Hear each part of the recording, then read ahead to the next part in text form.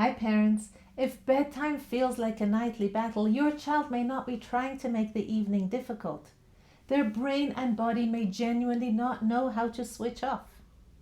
Welcome to From the Teacher's Desk. I'm a special education teacher with parent and teacher-friendly strategies to support learning and behavior. And today we're talking about bedtime battles. The repeated trips out of bed, the fears that come at night, the sudden hunger, the inability for your child just to stay still, and the child who is exhausted all day, but at night, at bedtime, they miraculously come to life. If this sounds familiar, you're not alone, and more importantly, it might not be your child refusing sleep, but they could be struggling with the transition from busy to calm. Let's get started.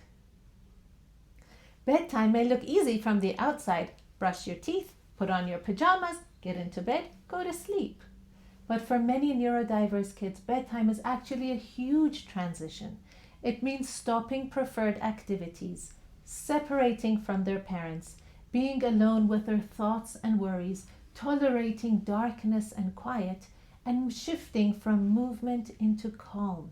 And that is a lot. For a child with ADHD, their brain may still be seeking stimulation. For a child with anxiety, bedtime may be the time where their worries seem so much louder. For a child with autism, changes in routine and sensory discomfort may make bedtime difficult. So bedtime isn't just the time of day. It's a whole process of winding down and putting an end to the day.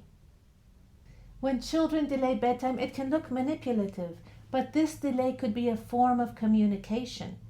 I want water could mean I don't feel settled. I'm scared could mean my thoughts are too loud.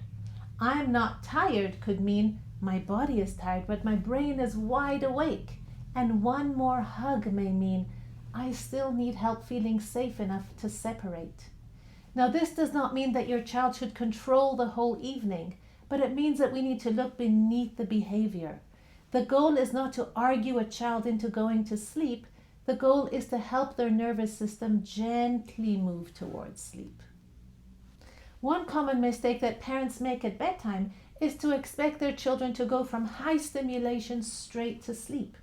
Their child may be watching a screen, running around, arguing over homework, or finishing a busy activity, and we expect their body to automatically calm down and be ready to go to sleep.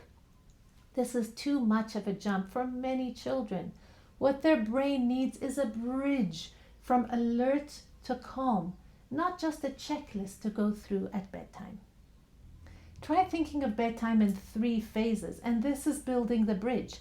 The first one is to lower stimulation, so dimmer lights, quieter voices, fewer choices, and less rushing around. The second one is to organize the body.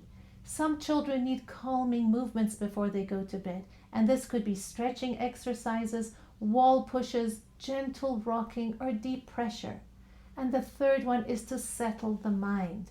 And this could be listening to a bedtime story every night, writing in a worry notebook, hearing gentle calming music, or hearing the same phrase every night. This order really matters because a child who is wired and full of energy is not going to be ready for breathing exercises. Sometimes the body has to be calmed first before the mind can follow suit. Here's a simple example. For the first 10 minutes, you get the bedroom ready. Dim the lights, lower voices, put on pajamas, go to the bathroom. For the next 5 minutes, you do activities to calm the body. For example, wall pushes, stretches, or heavy blanket time. The next 10 minutes are dedicated to reading a bedtime story, listening to calming music, or gently discussing the day. And a final phrase could be something like, "Your body is safe, your day is done, I'll see you tomorrow." The power is not in making this fancy, the power is in making this predictable. Because predictability lowers anxiety because your child always knows what's going to come next. If bedtime has become a nightly battle, the first step is not to make the bedtime routine longer or more complicated. The first step is to ask yourself, what is my child's brain or body struggling to shift from?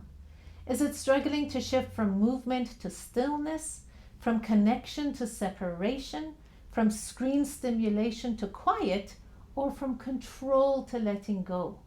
Once you have the answer to this, you'll be able to support your child more gently and effectively. Thank you so much for joining me here today from the Teacher's Desk. Next week, we will be discussing screens, sleep, and the neurodiverse brain. See you then.